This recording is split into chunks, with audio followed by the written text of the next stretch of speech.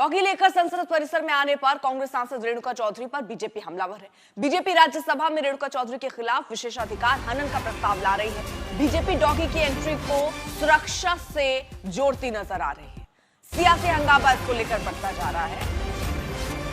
हालांकि विपक्ष बार बार ये सवाल कर रहा है कि इसमें दिक्कत क्या थी। रेणुका चौधरी खुद ऐसे विवादित बयान देती हुई भी नजर आई, जिसमें उन्होंने कहा कि वो शब्दों का इस्तेमाल खैर मैं नहीं करूंगी, लेकिन जिस तरह से रेणुका चौधरी के खिलाफ अब विशेषाधिकार हनन का प्रस्ताव लाने की तैयारी में लग रही है बीजेपी।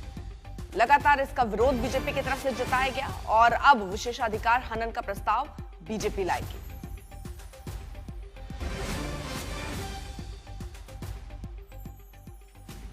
जानवर को पसंद नहीं करती है ना सरकार।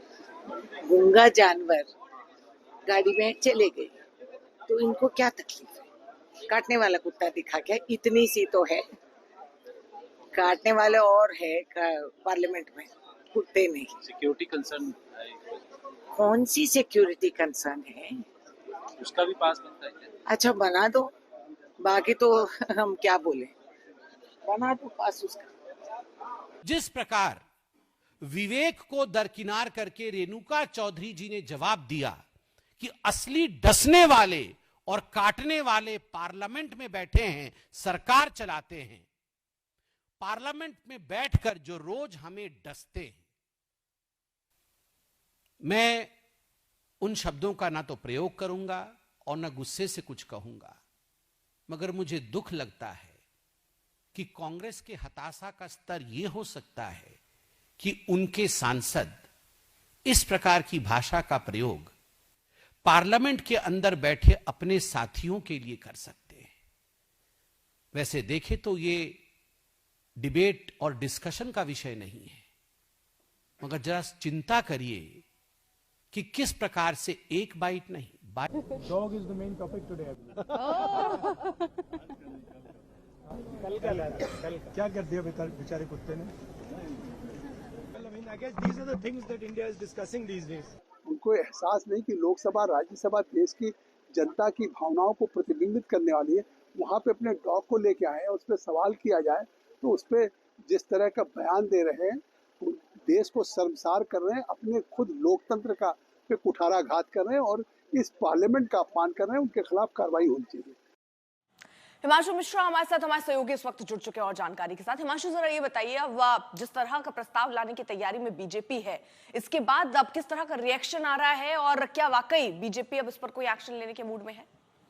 देखिए, जो हमारे सूत्रों के हवाले से हम लोगों को खबर मिल रही है कि बीजेपी जो है रेणुका चौधरी के खिलाफ जो है वो प्रिविलेज लेके आ सकती है।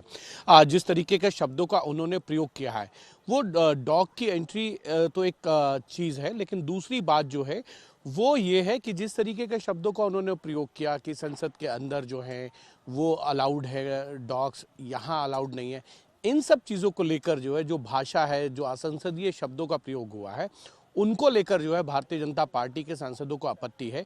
वो प्रिविलेज का मोशन लेके आ सकते हैं, लेकिन प्रिविलेज का मोशन अगर वो लेकर आते हैं तो उसके बाद जो चेयरमैन है राज्यसभा के, उनको ये तय करना पड़ेगा कि जिस आधार पर प्रिविलेज का मोशन लाया गया है वो सही है या नहीं है। उसके बाद अगर राज्यसभा के चेयरमैन को ये लगता है कि जो आधार है प्रिविलेज का वो सही है, तो वो फिर प्रिविलेज कमेटी को जो है इस पूरे मैटर को जो है वो रेफर करेंगे और उसके बाद प्रिविलेज कमेटी जो है रेणुका चौधरी को जो है वो सम्मन करेंगी और उनसे ये जानना चाहेंगी कि वो डॉग को क्यों लेकर आए और जिस तरीके के शब्दों का उन्होंने प्रयोग किया, उन शब्दों का प्रयोग क्यों किया। तो इन सब चीज़ों को लेकर जो है वो प्रिविलेज का मोशन हो सकता है, लेकिन पहले प्रिविलेज का मोशन लाना होगा। उसके बाद राज्यसभा के चेयरमैन ये तय करेंगे कि ये प्रिविलेज का मोशन बनता है या नहीं बनता है। अगर बनता है तो उसके बाद जो है प्रिविलेज कमेटी को ये मैटर भेजा जाएगा। लेकिन इतना जरूर है, जिस तरीके से भारतीय जनता पार्टी के सांसदों का, पार्टी के नेताओं के बयान आ रहे हैं, उससे ये लगता है कि भारतीय जनता पार्टी इस पर चाहती है कि जल्द से जल्द जो है वो एक्शन हो और उनके खिलाफ प्रिविलेज का मोशन लाया जाए। चलिए, बहुत बहुत शुक्रिया आपका तमाम जानकारी के लिए।